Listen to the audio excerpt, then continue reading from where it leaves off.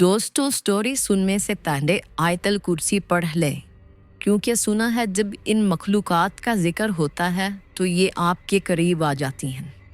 दोस्तों, आप भी अपनी कहानी हमारे साथ शेयर कर सकते हैं डिस्क्रिप्शन में दिए हुए व्हाट्सएप नंबर या कमेंट सेक्शन पर। लोग कहते हैं कुछ जगहें ऐसी होती हैं जहां वक्त थमसा जाता है, और फिर वहीं कुछ ऐसे मकाम भी होते हैं जहां वक्त के साथ साथ कुछ रूहें भी कैद हो जाती हैं। बिगनकोडर रेलवे स्टेशन एक ऐसा रेलवे स्टेशन जो कभी जिंदगी की अलामत था और अब सिर्फ खौफ की पहचान है।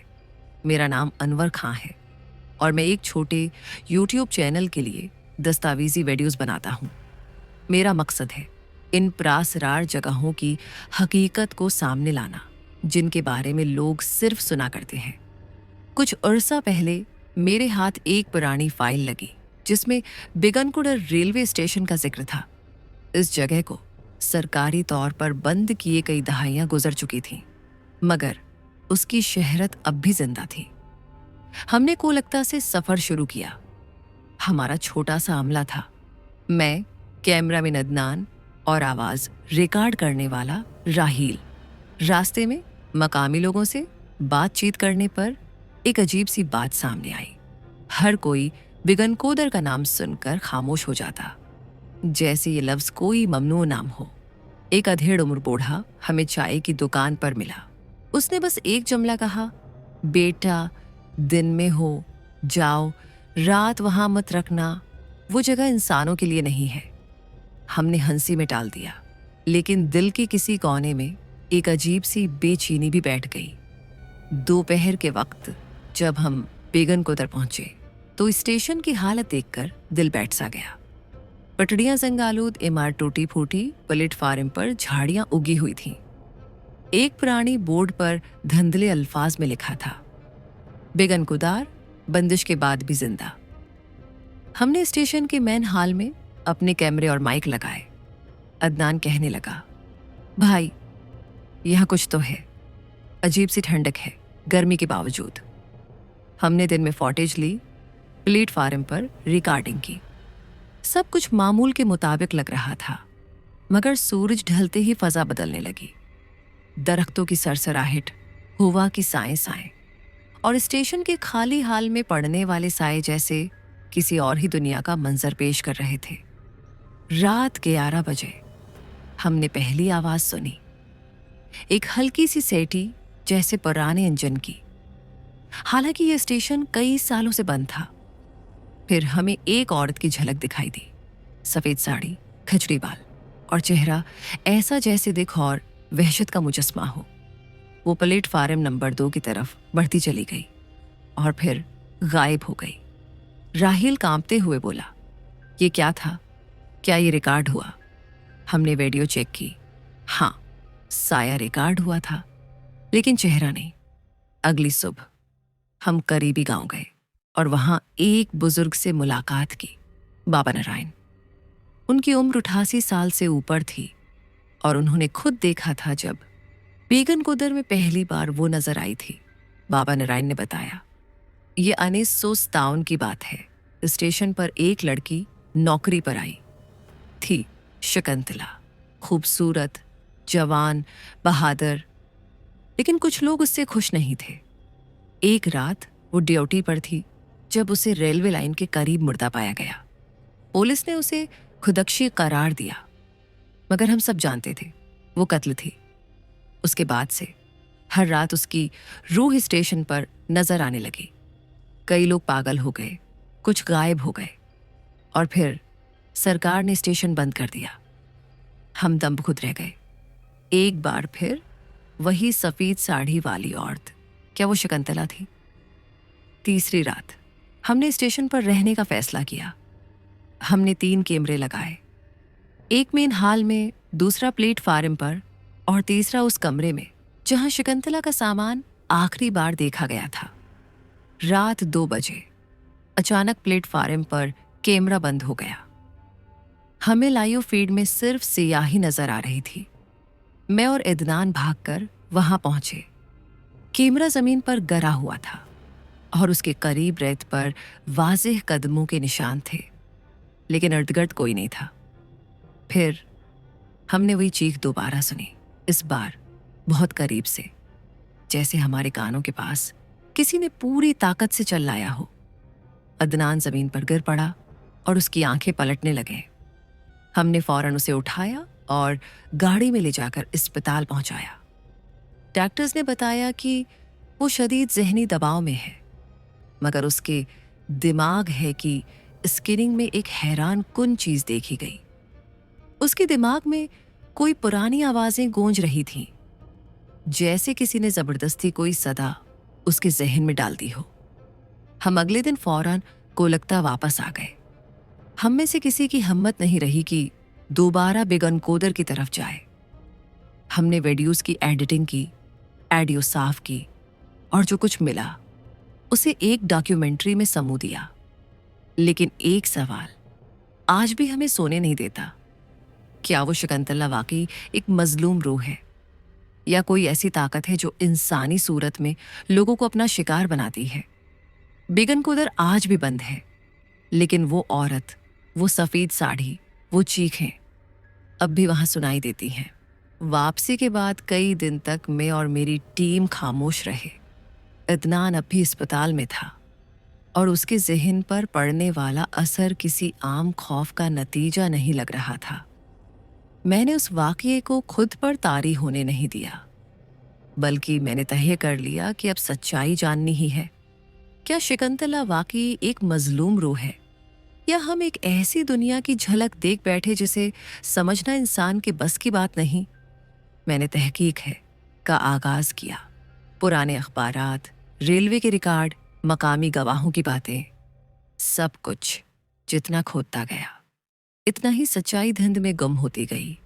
आखिरकार मुझे एक रिटायर्ड रेलवे अफसर मिले, राम किशोर सिंह।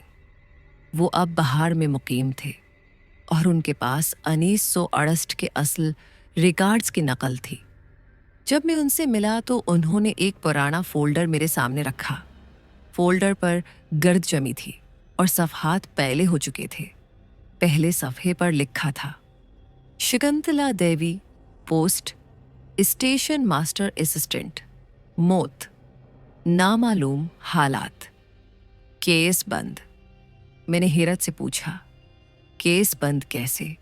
रामकिशोर ने आहिस्ता से जवाब दिया, बेटा, जब ऊपर वालों को पता चला कि लोग स्टेशन छोड़ रहे हैं तो उन्होंने फाइल बंद कर दी। उन्हें हकीकत से ज्यादा स्टेशन की साख अजीज थी।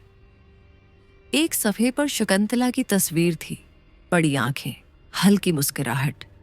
कौन सोच सकता था कि ये चेहरा आज लोगों के लिए दहशत की अलामत बन जाएगा? अदनान की तबीयत कुछ बेहतर हुई तो मैंने उसे दोबारा सफ़र का मशवरा दिया। हैरत की बात यह है कि वो खुद भी वापसी चाहता था। अनवर, उस रात जो मैंने देखा, मैं उसे समझना चाहता हूं। अगर मैं भाग गया तो ये सवाल हमेशा मेरे साथ रहेगा। हमने राहील को इस बार शामिल नहीं किया। वो पहले ही सब कुछ छोड़कर शहर से चला गया था। ये बार हमने बेहतर तैयारी के साथ वापसी का इरादा किया। नया सामान, IMF डिटेक्टर, थर्मल कैमरास और स्पिरिचुअल प्रोटेक्शन आइटम्स जो हमें बनारस से मिले। जब हम बीगन को डारहू पहुंचे तो सूरज ग्रूब होने वाला था। स्टेशन अब भी वैसा ही था, लेकिन इस बार एक फर्क था, जैसे कोई हमें पहले से देख रहा हो। हमने वही मकाम चुना जहां पहली बार औरत का साया दिखा था। मैंने IMF डिटेक्टर ऑन किया और वो बार बार तेज सिग्नल दे रहा था। अदनान ने थर्मल कैमरा के जरिए एक शक्ल की मौजूदगी नोट की, इंसानी साई जैसी, मगर वो किसी जिस्म से नहीं निकल रही थी। अचानक मैंने अपनी जेब में मौजूद रिकॉर्डर ऑन किया और कहा, अगर तुम यहां हो तो हमें कोई इशारा दो। हम तुम्हें तकलीफ नहीं देना चाहते, सिर्फ तुम्हारी सच्चाई जानना चाहते हैं। चंद लम्हे खामोशी रही, फिर रिकॉर्डर पर एक मुद्दम सी आवाज रिकॉर्ड हुई, पानी, मदद करो। हम दोनों चौंक गए। आवाज औरत की थी, बहुत दबी हुई, जैसे किसी कन्वे के अंदर से आ रही हो। हमने फौरी तौर पर स्टेशन के अकबी हिस्से की तरफ रुख किया, जहां एक पुराना कनवा था जिस पर बरसों से दरख्त उग आए थे। जब हम करीब पहुंचे तो IMF डिटेक्टर का अलार्म जोर से बजने लगा। हमने कन्वे के इर्द-गिर्द की झाड़ियां हटाई और नीचे झांका, सिर्फ अंधेरा। लेकिन वहां कुछ था। इदनान ने रोप्स निकाले और हमने कैमरा रस्सी से बांधकर नीचे उतारा। वीडियो में शुरू में अंधेरा था, फिर एक लम्हा ऐसा आया कि कैमरा एक चेहरे पर ठहरा। वही औरत, वही आंखें, लेकिन इस बार आंखों में सिर्फ खामोशी नहीं थी, नफरत भी थी। फिर अचानक कैमरा बंद हो गया, जैसे किसी ने नीचे से हाथ बढ़ाकर उसे तोड़ दिया हो। हम भागकर वापस हाल की तरफ आए और जैसे ही अंदर दाखिल हुए, दरवाजा पीछे से जोर से बंद हो गया। अंदर हर तरफ सरगोशियां गूंजने लगे। क्यों आए हो, क्यों वापस आए हो, हमने मना किया था। मेरे इर्द गिर्द सब कुछ धुंधला होने लगा। अदनान की आंखों से खून बहने लगा। मैंने बुलंद आवाज में कहा, शकुंतला, अगर तुम्हें इंसाफ चाहिए तो हमें सच बताओ। और फिर सब कुछ खामोश हो गया। सुबह का वक्त हुआ और स्टेशन पर रोशनी की एक किरण पड़ी। हम हाल से बाहर निकले तो दरवाजा खुद ब खुद खुल चुका था। अदनान जमीन पर लेटा था, बेहोश मगर जिंदा। वापसी पर हमने रिकॉर्डर की ऑडियो सुनी। इस बार आवाज वाज़ेह थी, मुझे मारा गया, रिकॉर्ड में नाम बदला गया। वो सब झूठ था। मैं कांप गया। क्या वाकई शकुंतला को किसी ने मरवाया? और अगर हां, तो क्या उसकी रूह तब तक कैद रहेगी जब तक सच सामने ना आ जाए? ये सवाल लेकर हम वापस लौटे, लेकिन अंदर से कुछ टूट चुका था। कहते हैं, कुछ सच्चाइयों तक पहुंचने के लिए सिर्फ आंखें नहीं, दिल का सुनना भी जरूरी होता है। शकुंतला की रूह ने हमें आवाज दी थी और हमने उसे सुन लिया था, मगर अब सवाल था, जिसने उसे मारा वो कौन था? और क्या अब भी वो जिंदा है, या उसने भी अपने गुनाह की सजा पा ली? मैं कोलकाता वापस आकर सईदा रेलवे आर्काइव्स ऑफिस पहुंचा। मुझे शकुंतला की फाइल्स चाहिए थी, असल फाइल, न कि वो जो बाबा नारायण ने दी थी। कई घंटों की खोज के बाद आखिरकार एक रिकॉर्ड मिला। फाइल नंबर BG सतरे एस की डी प्राइवेट। ये फाइल कॉन्फिडेंशियल मार्क थी, मगर किसी क्लर्क ने चुपके से कॉपी करने दिया। सफा नंबर 3 पर लिखा था, सस्पेंशन ऑफिसर दीपक बासु और 2 दीगर स्टाफ के खिलाफ तहकीकात। शकुंतला देवी की मौत से कबल हिरासानी की रिपोर्ट्स। नतीजा, फाइल बंद, शवाहिद नाकाफी। मेरी आंखें फट गईं। तो क्या शकुंतला को कत्ल करने वालों के नाम मालूम थे? और क्या ये सब रियासती दबाव में छिपाया गया? मैंने दीपक बासु का सराग लगाया। वो अब जिंदा नहीं था, 15 साल पहले मर चुका था। लेकिन उसका बेटा सनी बासु अब भी इसी इलाके में रहता था, एक रियल एस्टेट कंपनी का मालिक। मैंने खुद को सहाफी जाहिर करके उससे मुलाकात की। सुनी एक खुश मिजाज शख्स लगा, लेकिन जैसे ही मैंने शकुंतला देवी का जिक्र किया, उसके चेहरे का रंग बदल गया। देखो, मैं इन चीजों में यकीन नहीं रखता। वो सब झूठ था, अफवाहें थीं। मेरे वालिद बहुत ईमानदार अफसर थे। मैंने मुस्कुराकर कहा, मगर रिकॉर्ड्स कुछ और बताते हैं। सुनी ने गुस्से से मुझे कमरे से निकाल दिया, लेकिन उसकी आंखों में जो खौफ था वो मेरे लिए काफी था। अदनान अब मुकम्मल सेहतियाब हो चुका था। उसने मुझसे कहा, अनवर, मुझे शक है कि सनी बासु है, कुछ छिपा रहा है। हमें उसके खिलाफ कोई सबूत चाहिए। हमने एक प्लान बनाया। सनी की पुरानी जमीनों पर सर्वे किया जाए, खास तौर पर वो जगहें जो बेगनकोदर हैं, रेलवे स्टेशन के करीब थीं। एक मकामी मजदूर ने हमें बताया, साहब, वो जो पुराना गोडाउन है ना, सनी बाबू वहां कभी किसी को जाने नहीं देते। रात को अजीब रोशनी भी नजर आती है वहां। हमने अगली रात गोडाउन पर छुपकर निगरानी की। रात के 2 बजे एक गाड़ी आई। सुनी खुद उतरा। उसके साथ 2 लोग और थे। उन्होंने अंदर जाकर एक पुराना लकड़ी का संदूक बाहर निकाला।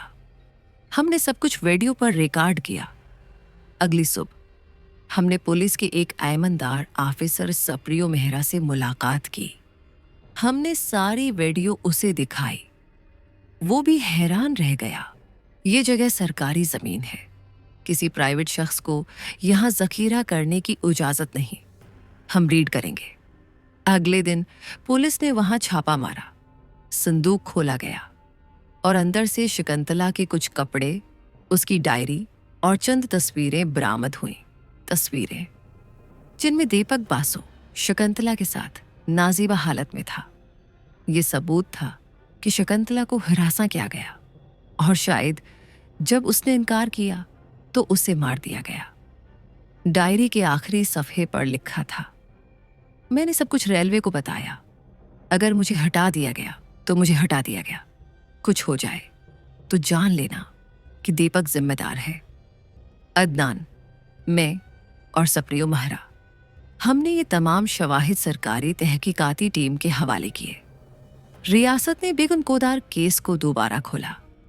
दीपक बासु की लेगेसी खत्म कर दी गई और सनी बासु को एविडेंस छिपाने के जुर्म में गिरफ्तार किया गया। ये सब मुकम्मल होने के बाद मैंने और इदनान ने एक बार फिर बिगन कोदार स्टेशन का रुख किया। रात का वक्त था। हमने प्लेटफार्म पर दीप जलाया और एक चट पर लिखा, शकुंतला, तुम्हें इंसाफ मिल गया। अब तुम हो आज़ाद हो। इसी लम्हे फजा में एक नर्म सी खुशबू फैली। प्लेटफार्म पर हुआ की लहर चली और हमें ऐसा लगा जैसे किसी ने शुक्रिया कहा हो। EMF डिटेक्टर खामोश था। कोई साया नहीं, कोई चीख नहीं। बेगम कोदार आखिरकार खामोश हो गया था। कहते हैं जब मजलूम को इंसाफ मिल जाता है तो उसकी रूह को सुकून नसीब होता है। लेकिन क्या कभी ऐसा भी होता है कि वो रूह खुद को नहीं बख्शती? हमने शकुंतला को इंसाफ दिलाया। उसका कातिल बेनकाब हुआ। बेगम कोदार खामोश था, मगर मेरे अंदर कुछ शौर सा बाकी था। उसी रात जब हम वापस होटल पहुंचे, मैं नींद में डूब गया, मगर एक ख्वाब ने मुझे जगा दिया। मैं एक सुनसान प्लेटफार्म पर खड़ा था। सामने शकुंतला खड़ी थी। सफेद लिबास, वही आंखें, मगर अब उनमें कोई बदला नहीं था, सिर्फ एक गहरी खालीपन। उसने कहा, शुक्रिया। मगर मेरी कहानी अभी खत्म नहीं हुई। मैं चौंक गया। मगर तुम्हें तो सुकून मिल चुका है। उसने धीरे से सर हिलाया। मैं तो चली जाऊंगी, मगर जो तुमने दरवाजा खोला है उससे और भी कुछ आएगा। मैं जाग गया, पूरा जिस्म पसीने में भीगा हुआ। इदनान भी परेशान था। अनवर, मुझे लगता है हमने सिर्फ एक पर्दा हटाया है, उसके पीछे कुछ और है। पुराने स्टेशन की गहराई में हम दोबारा बिगन कोदार गए। इस बार हमें एक लोकल हिस्टोरियन मिला, स्वामी रनोजे। वो बोले, तुमने जो किया वो बड़ा काम था, मगर शायद तुम नहीं जानते, बिगन कोदार की जमीन खुद एक पुराना कब्रिस्तान थी। हम हैरान रह गए। क्या मतलब? 19वीं सदी में यहाँ कबायली बरादरी रहती थी। अंग्रेजों ने जब रेलवे के लिए जमीन ली तो उन कब्रों को हटाकर स्टेशन बनाया। तब से ये जमीन बेचैन है। शकुंतला तो सिर्फ एक दरवाजा थी, उसके जरिए एक पुरानी दबी हुई नहोस्त भी जाग गई है। मैं और अदनान सकते में आ गए। क्या वाकई हमने जो किया उससे किसी और चीज को आजाद कर दिया? Platform number 3। खुफिया सरंग स्वामी रनोजे ने हमें एक पुराना खाका दिया। ये स्टेशन के नीचे एक खुफिया सरंग का रास्ता है जो अंग्रेजों ने जंगी वक्त के लिए बनाया था। वहां कुछ दफन है।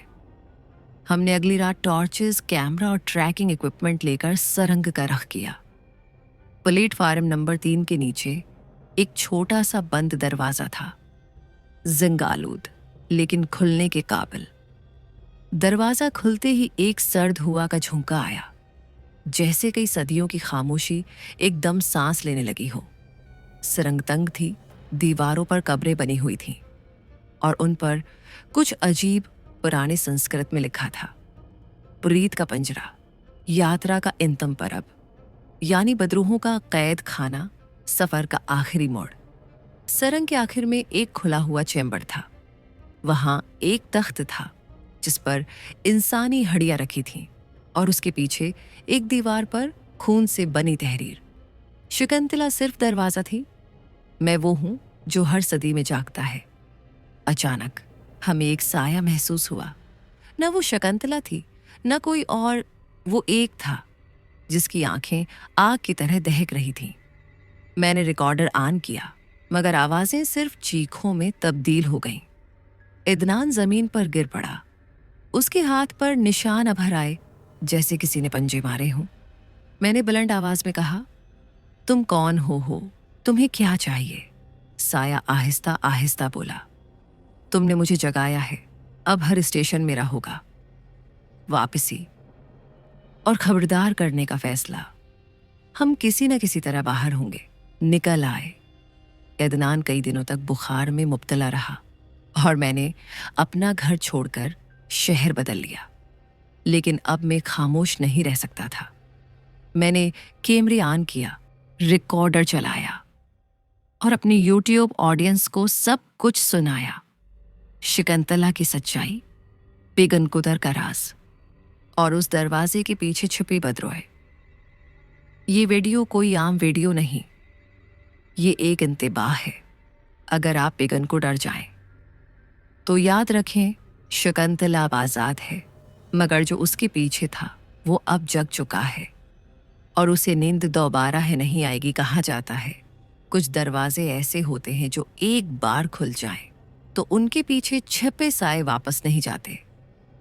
हमने शकुंतला को तो सुकून दे दिया था, मगर वो जो उसके पीछे था अब जाग चुका था। 1 माह बाद मैं शहर बदल चुका था, नया फ्लैट, नया माहौल, मगर खौफ वो अब भी मेरे साथ था। अदनान को अब भी रातों को डरावने ख्वाब आते थे। उसका जिस्म ठीक था, मगर रूह जैसे किसी और ही दुनिया से जड़ी हुई हो। एक रात अदनान ने मुझे फोन किया। अदनान, घबराई हुई आवाज, अनवर, वो वापस आ गया है। मैंने उसे ख्वाब में नहीं, हकीकत में देखा है, अपने कमरे में। मैं लर्ज गया। किसे? शकुंतला को? नहीं, उस साए को। वो जो है, सरंग के आखिर में था। उसने कहा, तुम्हारी आवाज से मैं दुनिया में वापस आया हूं। इसी रात मैंने अपना रिकॉर्डर चेक किया, वही जो मैं बेगन कोदर ले गया था। फाइल नंबर 17, जिसमें सरंग की आखिरी आवाज रिकॉर्ड थी, मैंने प्ले की। पहले सिर्फ हुआ की आवाज आई, फिर कुछ सरसराहट और फिर एक मध्यम सी सरगोशी। अब तुम मेरे कासिद हो। मेरी रीढ़ की हड्डी में सर्दी की एक लहर दौड़ गई। मैंने फौरन रिकॉर्डर बंद किया, मगर अगले ही लम्हे मेरे दरवाजे पर 3 धीमी दस्तकें हुई। कुछ खौफ सिर्फ एक जगह से मुंसलिक नहीं होते। जब वो जागते हैं तो उनकी परछाइयां वक्त और फासला नहीं मानते। बेगन कुदर का साया अब मेरे कमरे तक आ चुका था। कमरे की 3 दस्तकें। मैंने फौरन दरवाजा खोला। सामने कोई न था, लेकिन फर्श पर एक पर्ची गरी हुई थी। इस पर संस्कृत में लिखा था, शाप का दूसरा चरण शुरू हुआ। मसीहा अब खुद दागदार होगा। लानत का दूसरा मरहला शुरू हो चुका है। नजात दहिंदा अब खुद शिकार है, बनेगा। ये जबान मुझे समझ नहीं आती थी, मगर अदनान को संस्कृत आती थी। अगले दिन मैं उसके पास गया। वो पहले ही बेचैन था। अनवर, हमने जो दरवाजा खोला है वो अब बंद नहीं हो सकता, और जो कुछ लिखा है उसका मतलब है हम दोनों अब उस एंटिटी का हिस्सा बन चुके हैं। नया किरदार, संजना देवी। एक साइकिक मीडियम अदनान ने मुझे बताया कि कोलकाता में एक औरत है, संजना देवी, जो रूहों से राबिता कर सकती है। वो आखिरी उम्मीद है। अगर कुछ समझना है तो उसके पास जाना होगा। हम संजना देवी के पास पहुंचे। एक पुराना बंगला, दीवारों पर लटकी हुई मूर्तियों से सजी हुई। वो हमें देखकर बोली, तुम दोनों उस दरख्त के नीचे जा चुके हो जहां साया खड़ा था। तुम्हारे पीछे अब एक की महर लगी है। मैंने उससे पूछा, क्या हम बच सकते हैं? संजना ने आंखें बंद की और आहिस्ता बोली, बच सकते हो, मगर सिर्फ तब जब उसको वापस भेजा जाए जहां से वो आया था। उसकी कब्र, उसका माजी, तुम्हें उसे ढूंढना होगा। इदनान हैरान हुआ, लेकिन कब्र तो शकुंतला की थी। संजना की आवाज बदल गई, गहरी, भारी। नहीं, शकुंतला तो महज कुर्बानी थी। असली वजूद तो सदियों पुराना है। भूतनाथ, वो जो 1000 हितरस्ट में अंग्रेजों ने बंद करके दफन किया था। मगर तुमने उसका पंजरा खोल दिया है। हमने शकुंतला की रूह को सुकून दे दिया था, मगर उसके पीछे छिपी हुई हकीकत, वो हमसे छुपाई गई थी। भूतनाथ, ये वो नाम था जिसने मेरी नींद और सुकून दोनों को छीन लिया। संजना देवी की बातों ने हमें एक नया खौफ दे दिया था। भूतनाथ, ये वो नाम था जो 1972 में सुना गया था। शकुंतला के कत्ल से कई साल पहले एक मकामी सरदार था जिसका नाम भूतनाथ सिंह था। वो न सिर्फ ताकतवर था, बल्कि एक बदनाम शायर भी था जिसने अपने कलाम में दरबार के राज और रूहों के मामलात को छुपाया था। लेकिन अंग्रेजों ने उसके खिलाफ साजिश की। वो चाहते थे कि उसकी ताकत और इल्म को खत्म किया जाए ताकि वो हिंदुस्तान में मजीद कब्जा न कर सके। उन्होंने उसे जेल में डाल दिया और फिर उसे जमीन में दफन कर दिया। हमें कहाँ जाना है? संजना देवी ने हमें एक पुरानी नक्शा दिया जिसमें उस जमाने के इलाके की हुदूद दिखाई गई थी। ये जगह जहां तुमने उसे दफन किया था, वही जगह है जहां भूतनाथ की हकीकत छिपी है। तुम्हें वहां जाना होगा ताकि इसका खात्मा हो सके। इदनान और मैंने मिलकर फैसला किया, हम अब बेगन कोदार की सरजमीन के नीचे दफन सच्चाई को दरियाफत करेंगे। हम जब उस इलाके के करीब पहुंचे तो मौसम अचानक बदल गया। रात का अंधेरा और गहरा हो गया। हवा में अजीब सी सरसराहट थी, जैसे कोई चीज हमें मुसलसल देख रही हो। हमने सुनी कि जमीन के नीचे खुदाई शुरू की। जमीन सख्त थी और हमने कुछ घंटों में ही एक कमरा दरियाफत किया। एक खाली कमरा, मगर उसके कोने में एक पुरानी तांबे की तख्ती रखी हुई थी। तख्ती पर संस्कृत में कुछ लिखा था जो अदनान ने पढ़ा। ये कब्र सिर्फ भूतनाथ के लिए नहीं थी, बल्कि वो खुद एक दरवाजा था जो दूसरी दुनिया से जड़ता था। हमें कुछ समझ नहीं आया, मगर फिर जब मैंने तख्ती उठाई तो जमीन के नीचे एक सुराख खुल गया और एक अंधेरा कमरा सामने आया। कभी कभी जमीन के नीचे दफन हकीकतें हमें और भी गहरा खौफ दे देती हैं। जब मैंने वो तख्ती उठाई, जमीन का धड़कना शुरू हो गया था। हमने तख्ती उठाकर कमरे के एक कोने में रखा था, जिससे कुछ लम्हों में एक धुंधली सी रोशनी फैल गई। एक दरवाजा जो हमें दिखाई नहीं दे रहा था, वो यकदम खुलने लगा। साया सा कोई मौजूद था, मगर हमें कोई शक्ल दिखाई नहीं दे रही थी। एक गहरा सन्नाटा, और फिर एक आवाज आई, तुम्हारी तकलीफ अभी शुरू नहीं हुई।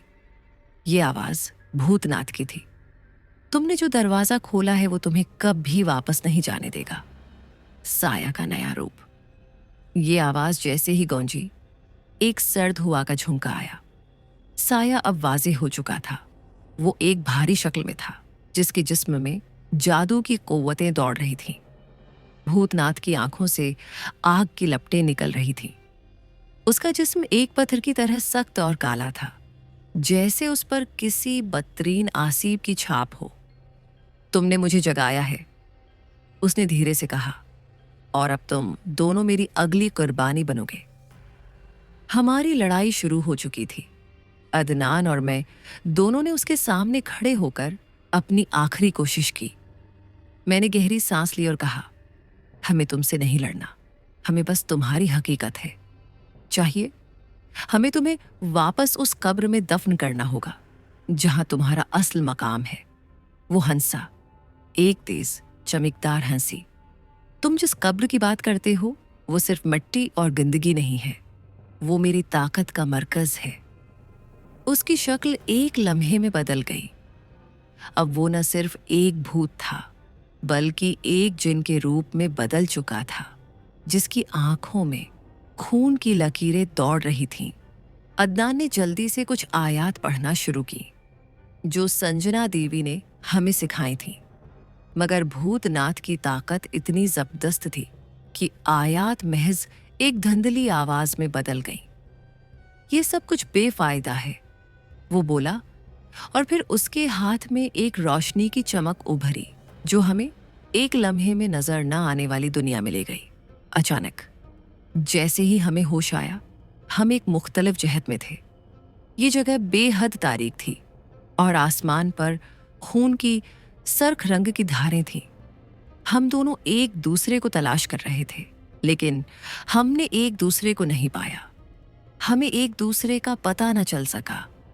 फिर एक और आवाज आई, ये वो जगह है जहां मैं अपनी असल ताकत हासिल करता हूं। तुम दोनों अब मेरे साथ हो, तुम्हारे लिए यहां कोई रास्ता नहीं।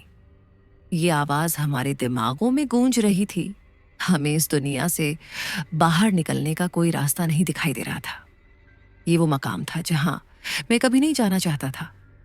एक ऐसी जगह जहां वक्त का कोई हिसाब नहीं था, जहां जमीन की सरसराहट और हवा की सरगोशियां एक नई दुनिया की हकीकतें बना रही थीं। और भूतनाथ का साया अब हमारे सामने था।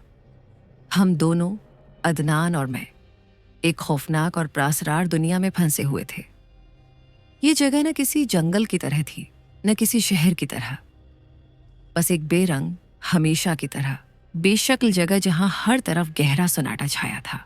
आसमान पर खून की सरख लकीरें दौड़ रही थीं और जमीन पर एक धिंध सी छाई हुई थी। ये तुम्हारे पीछे आने वाले साये हैं। भूतनाथ की आवाज दोबारा सुनाई दी, तुम दोनों अब मेरे साथ हो, तुम्हारा कोई रास्ता नहीं बचा। ये वो मकाम है जहां मेरी ताकत की जड़ें हैं और तुम दोनों यहां हो से बाहर नहीं जा सकते। इदनान ने मेरी तरफ देखा और मैंने कहा, हमें उसकी हकीकत को समझना होगा। हमें उसकी ताकत को खत्म करना होगा, वरना हम हमेशा के लिए यहां फंस जाएंगे। हम दोनों ने अगले कदम उठाए और इस अजीब व गरीब मकाम को खोजने लगे। हमने देखा कि यहां पर हर शय की शक्ल बदल रही थी, दीवारें, दरख्त और हती की जमीन भी। हम जहां कदम रखते वहां से एक नया मंजर बन जाता। फिर हमें एक ऐसी सरंग मिली जो एक प्रासरार दरवाजे तक ले जा रही थी। दरवाजे के ऊपर एक और तख्ती थी जिस पर कुछ लिखा था, और ये वही जबान थी जिसे हमने पहले संस्कृत में पढ़ा था। पुरीत का दरवाजा और नजात का रास्ता तुम्हारी ताकत पर मुनहसर है। अदनान ने फौरन कहा, यह दरवाजा हमें सिर्फ एक ही सूरत में खोल सकता है, अगर हम उसकी ताकत को समझकर उसे अपनी तरफ मोड़ने में कामयाब हो जाएं। जैसे ही हमने दरवाजा खोला, एक जोरदार धमाकी हुआ। भूतनाथ का साया हमारे सामने था और उसकी शक्ल अब और भी वहशी हो चुकी थी। वो बेहद गुस्से में था और उसके जिस्म से तेज रोशनी की लकीरें निकल रही थीं। तुम्हें लगता है कि तुम मेरी ताकत को समझ सकते हो, वो बोला, और उसके हाथ में एक शौला भड़क उठा। लेकिन हम दोनों ने उसके सामने साबित कदम रहने का फैसला किया। मैंने फौरन वही आयत पढ़नी शुरू की जो संजना देवी ने हमें सिखाई थी। उसकी ताकत हमारे ईमान से कमजोर होगी, अदनान ने मेरे साथ कहा, और हम दोनों ने अपनी पूरी कुव्वत के साथ आयत पढ़ना शुरू कर दी। भूतनाथ की शक्ल में एक तेज तब्दीली आई। वो हंसा और उसके जिस्म से एक खौफनाक धवां उठा। तुम समझते हो कि तुम मेरी ताकत को तोड़ सकते हो। मैं वो हूं जो उस दुनिया से बाहर आ चुका हूं और मैं तुम्हें कभी वापस नहीं जाने दूंगा। मगर अचानक वो थम गया। जैसे ही हमने अपनी आखिरी आयत मुकम्मल की, उसके जिस्म में एक दरार आ गई और उसकी आंखों की रोशनी मद्धम हो गई। नहीं, नहीं, भूतनाथ बोला और उसका जिस्म सकड़ने लगा। हम दोनों को एक लम्हे के लिए लगा कि हमने कामयाबी हासिल कर ली है, मगर फिर एक और आवाज आई। ये आवाज उसकी नहीं थी, बल्कि एक और ताकतवर वजूद की थी जो इस दुनिया से आई थी। ये तुम्हारा आखिरी इम्तिहान है।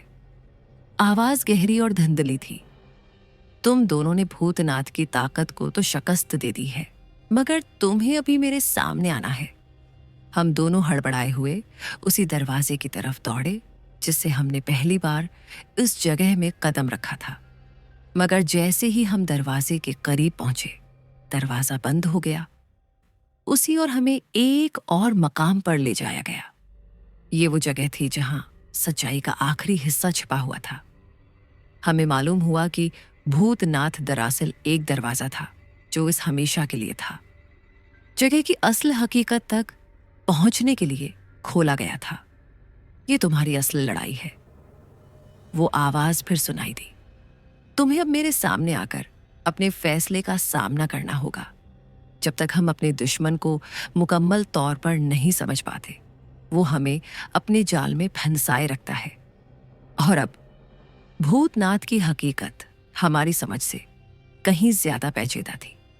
ये वो है लम्हा था जब हमने अपने खौफ को पीछे छोड़ा और उसके मुकाबले का फैसला किया। हम दोनों, इदनान और मैं, इस नए मकाम पर खड़े थे और हमें मालूम था कि हम सिर्फ एक कदम दूर हैं। भूतनाथ की हकीकत इस मकाम से जुड़ी थी जहां उसने अपनी जिंदगी की आखिरी सांस ली थी। लेकिन जैसे ही हमने आगे कदम बढ़ाया, जमीन पर एक और तब्दीली आई। ये एक लामुतनाही सरंग थी जिसका कोई इख्तिताम नहीं था।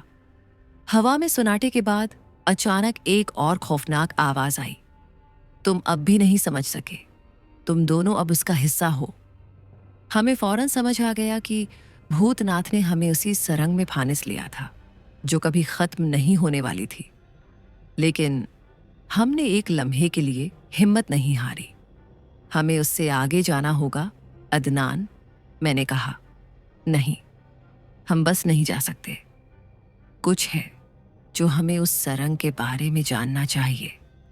अदनान बोला, हमें उस सरंग का राज खोलना होगा, वरना हम कभी वापस नहीं जा पाएंगे। हमने कदम बढ़ाया और कुछ ही देर बाद हमें एक प्रासरार दरवाजा नजर आया। ये दरवाजा एक मजबूत धारे की तरह था जिसके बीच में एक और तख्ती लगी थी। तख्ती पर कुछ लिखा था, लेकिन ये संस्कृत की एक और जबान में था। इदनान ने उसे पढ़ा और बोला, ये कहता है कि यहां से गुजरना तुम्हारे लिए आसान नहीं होगा। यहां हर कदम है तुम्हें उसकी हकीकत के करीब ले जाएगा। ये दरवाजा सिर्फ एक सरंग का दरवाजा नहीं था, बल्कि एक और दुनिया का दरवाजा था। और जैसे ही हमने उस दरवाजे को खोला, एक और जानी पहचानी आवाज सुनाई दी। ये वो दरवाजा है जिसे तुमने खोला था और अब तुम दोनों उसका हिस्सा बन चुके हो। भूतनाथ, हम तुम्हें तुम्हारे असली मकाम पर ले जा रहे हैं। इदनान ने कहा, तुम्हारी कोशिशें नाकाम होंगी। अब तुम दोनों मेरी दुनिया में आ चुके हो। हमने वो दरवाजा पार किया और अचानक हम एक नई और खौफनाक दुनिया में पहुंच गए। ये जगह बेहद प्रासरार थी। दीवारों पर खून की सर्ख धारें, आसमान पर बिजली की तेज चमक और नीचे एक गहरा अंधेरा था। ये वो दुनिया थी जहां भूतनाथ की असल ताकत का आगाज हुआ था। हमने फौरन उस नई हकीकत को महसूस किया। हम जिस दुनिया में आए थे वो सिर्फ एक दुनिया नहीं थी। यहां कुछ भी मामूली नहीं था। हर शय गैर फितरी महसूस हो रही थी, जैसे ये तमाम अशिया किसी और तरह की हकीकत का हिस्सा हों। ये वो मकाम है जिसे तुमने कभी नहीं जाना था। वो गहरी आवाज फिर सुनाई दी। ये वो दुनिया है जहां मैं अपनी असल ताकत हासिल करता हूं और अब तुम दोनों भी मेरी ताकत का हिस्सा हो चुके हो। हम तुम्हें ये मौके कभी नहीं देंगे, मैंने कहा। और इदनान ने अपने हाथ में एक खास धागा पकड़ा जिसे संजना देवी ने हमें दी थी। ये वो धागा है जो तुम्हारी हिफाजत करेगा, अदनान ने कहा। लेकिन जब हमने वो धागा अपनी तरफ खींचा, हमने महसूस किया कि वो फट रहा है। तुम दोनों की तकदीर मेरे हाथ में है। भूतनाथ की आवाज और करीब आई। वो एक लम्हे में हमारे सामने था और उसकी आंखों में एक जुनूनी चमक थी। अब तुम्हें मुझसे लड़ना होगा, वो बोला, और उसके जिस्म से एक जोर की रोशनी निकलकर हमारे रास्ते को ब्लॉक कर गई। हम दोनों ने अपनी आखिरी ताकतें जमा की और उसकी तरफ दौड़े। अदनान ने अपनी आखिरी आयत बुलंद आवाज में पढ़ी, ये जो तुम्हारी ताकत है वो हमारे ईमान से कमजोर होगी। मगर फिर एक जोरदार धमाके हुआ और हमने अपनी आंखें बंद कर लीं। ये वो लम्हा है जिसका तुम्हें पछतावा नहीं होगा। भूतनाथ के जिस्म से एक आखिरी गूंज सुनाई दी और हमने उसकी ताकत को आखिरकार शिकस्त दी। हमने भूतनाथ की ताकत को शिकस्त दे दी थी, लेकिन उसकी हकीकत का सच जो हमने अभी तक नहीं जाना था, वो हमें एक आखिरी आजमाइश की तरफ ले गया। ये एक ऐसा रास्ता था जहां मौत और जिंदगी की सरहदें धुंधली हो गईं और हर कदम में एक नया होगा। खौफ था। जैसे ही हमने भूतनाथ की कुव्वत को तोड़ दिया, उसका जिस्म जो पहले एक जुनूनी ताकत से भरा हुआ था, सिकड़कर मिट्टी में मिल गया। हमने महसूस किया कि उसकी शिकस्त के साथ ही इस दुनिया की हकीकत भी बदलने लगी थी। जमीन के नीचे जो सुरंग हमने देखी थी, वो अब एक खुला दरवाजा बन चुकी थी। इस दरवाजे से एक और रोशनी निकल रही थी, जिसे हमने गहराई में जाकर देखा। ये वो जगह नहीं है जहां तुम्हें जाना चाहिए था। ये आवाज फिर से सुनाई दी, मगर ये आवाज अब नहीं थी जो हमने पहले सुनी थी। ये आवाज उस दुनिया के दरवाजे से आ रही थी जो अब हमें बुलाने के लिए खुल रहा था। हमने एक दूसरे की तरफ देखा और अदनान ने कहा, अब हम कहाँ जा रहे हैं? क्या ये वो रास्ता है जिस पर हमें चलना चाहिए? हमें इस दरवाजे को खोलना होगा, अदनान। मैंने कहा, तुम ठीक कहते हो, मगर हमें इस हकीकत का सामना करना होगा कि हम अभी तक मुकम्मल तौर पर इस दुनिया से बाहर नहीं आए हैं। हमने एक दूसरे का हाथ थामा और इस रोशनी की तरफ बढ़ने लगे।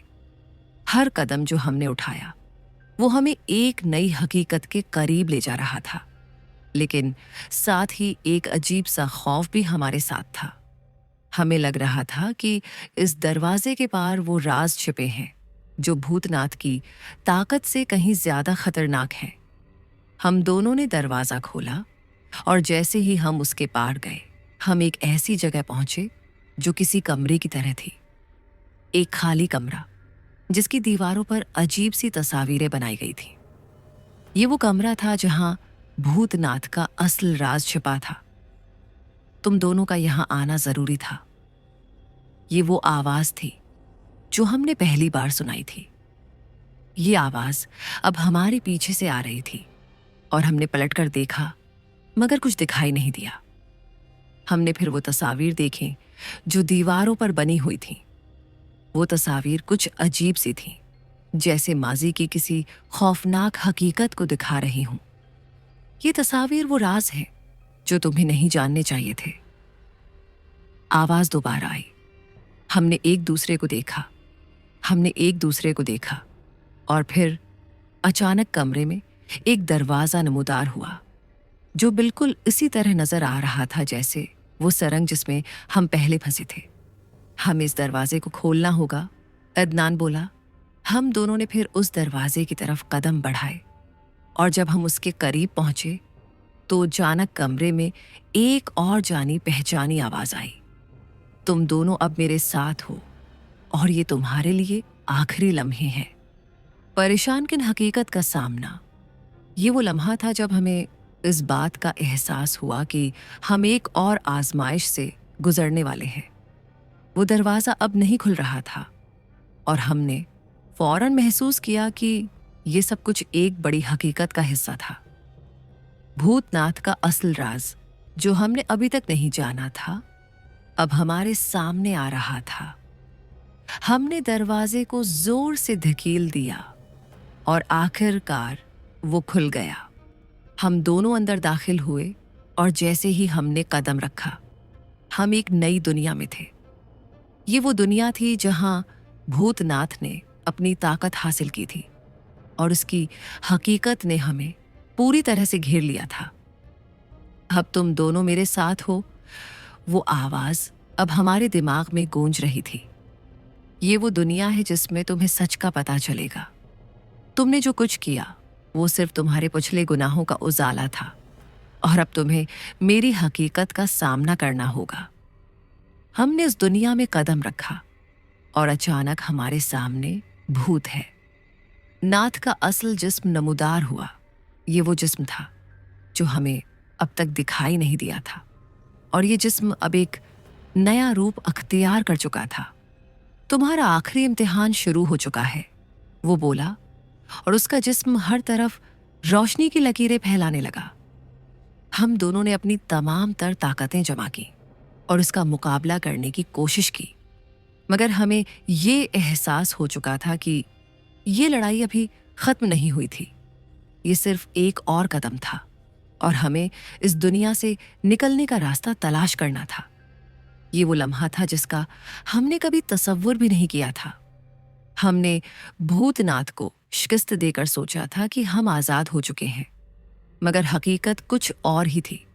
उसके बाद जो कुछ हुआ वो हमें एक नई हकीकत से रोशनास करवा गया। जैसे ही हम उसने दरवाजे से अंदर दाखिल हुए, हमें एक और कमरा दिखाई दिया। ये कमरा बेहद प्रासरार था। दीवारों पर अजनबी अलामात और नक्शे बने हुए थे जो हमें एक गहरे राज का इशारा दे रहे थे। हम दोनों ने एक दूसरे की तरफ देखा और फौरन समझ गए कि हम अभी तक उस जाल से बाहर नहीं निकले हैं। ये वो जगह है जहां हमें उसकी असल हकीकत का सामना करना होगा, इदनान बोला। हमने उसकी ताकत को शिकस्त दी थी, लेकिन उसका मतलब ये नहीं कि हम यहां से बाहर निकल आए हैं। हमें उसका सामना करना होगा, मैंने जवाब दिया। हम दोनों ने दरवाजे की तरफ कदम बढ़ाया जो बिल्कुल हमारे सामने था, लेकिन जैसे ही हम दरवाजे के करीब पहुंचे वो खुद ब खुद बंद हो गया। हम दोनों इस दरवाजे को खोलने की कोशिश करने लगे, लेकिन हमने कुछ नहीं किया। दरवाजा हर बार और भी मजबूत होता चला गया। अब तुम दोनों के लिए कोई रास्ता नहीं है, ये आवाज दोबारा सुनाई दी और हमें एहसास हुआ कि अब हम उस जाल में फंस चुके हैं। भूतनाथ की रूह अब हमें अपनी असल हकीकत दिखाने के लिए तैयार थी। तुम दोनों को आखिरी इम्तिहान देना होगा। आवाज ने एक और धंधली सी गूंज पैदा की और अचानक हमने महसूस किया कि हमें एक प्रासरार ताकत ने घेर लिया है। हम उससे लड़ने के लिए तैयार हैं, अदनान ने कहा, और हम दोनों ने अपनी आखिरी ताकत को इकट्ठा किया। हमने वही मखसूस आयत पढ़नी शुरू कर दी जो संजना देवी ने हमें सिखाई थी, लेकिन हमें समझ आ रहा था कि ये लड़ाई कुछ मुख्तलिफ है। ये तुम्हारा आखिरी इम्तिहान है। वो गहरी आवाज दोबारा सुनाई दी और एक जोरदार धमाके हुआ। कमरे की तमाम रोशनी एकदम मध्यम हो गई और हमें एक बार फिर भूतनाथ की शक्ल में एक जुनूनी ताकत का सामना करना पड़ा। तुम्हें मेरी हकीकत का पता चल चुका है और अब तुम्हारे सामने मेरी असल हकीकत है। हम तुम्हें यहां से निकलने नहीं देंगे, इदनान बोला, और हमने अपनी पूरी ताकत लगाकर उसकी तरफ बढ़ना शुरू किया। उस वक्त हमें यह समझ आ रहा था कि भूतनाथ सिर्फ एक रूह नहीं था, बल्कि एक ऐसी ताकत थी जो इस दुनिया के हुदूद से बाहर निकल चुकी थी। वो दरअसल एक जादुई जाल था जो इस दुनिया को अपने कब्जे में रखे हुए था। हमने महसूस किया कि अगर हमें यहाँ से निकलना है तो हमें इस जाल को मुकम्मल तौर पर तोड़ना होगा। इदनान ने अपनी ताकत बढ़ाई और एक आखिरी आयत पढ़ी और मैंने भी अपनी मुकम्मल तवानाई सिर्फ कर दी। फिर वो लम्हा आया जब भूतनाथ की शक्ल की जिस्म में एक जबरदस्त गूंज आई और हमने उसकी असल हकीकत को सामने लाया। ये हकीकत तुम्हें खौफजदा करेगी, वो बोला, और एक जोरदार धमाका हुआ। अब तुम मेरे जाल से बाहर जा सकते हो, लेकिन तुम्हें ये राज हमेशा याद रखना होगा। ये वो लम्हा था जब हमने उस दुनिया से बाहर जाने का रास्ता पाया। हमने उस जाल को मुकम्मल तौर पर तोड़ दिया था और उसकी हकीकत को बेनकाब कर दिया था। लेकिन जैसे ही हम उस दरवाजे से बाहर निकले, हमें एहसास हुआ कि वो दुनिया अब भी हमारी जिंदगियों में एक निशान छोड़कर गई थी। तुम अब आजाद हो, ये वो आखिरी आवाज थी जो हमने सुनी। हम दोनों एक दूसरे की तरफ देखने लगे और हमने महसूस किया कि इस कहानी के इख्तिताम का आगाज अभी नहीं हुआ था। हम दोनों ने उस मकाम को छोड़ा और बाहर की दुनिया की तरफ बढ़ने लगे। जब हम बेगनकोटा रेलवे स्टेशन के करीब पहुंचे, हमें लगा कि हम वाकई आजाद हो चुके हैं। लेकिन साथ ही उस दुनिया का राज अब भी हमारी यादों में था। ये राज हमेशा हमारे साथ रहेगा, अदनान ने कहा। और इसी लम्हे रेलवे स्टेशन की आवाजें दोबारा सुनाई देने लगे। यादें, खौफ और वो रूह जो कभी नहीं मर सकती, सब कुछ एक साए की तरह हमारी जिंदगियों का हिस्सा बन गया था।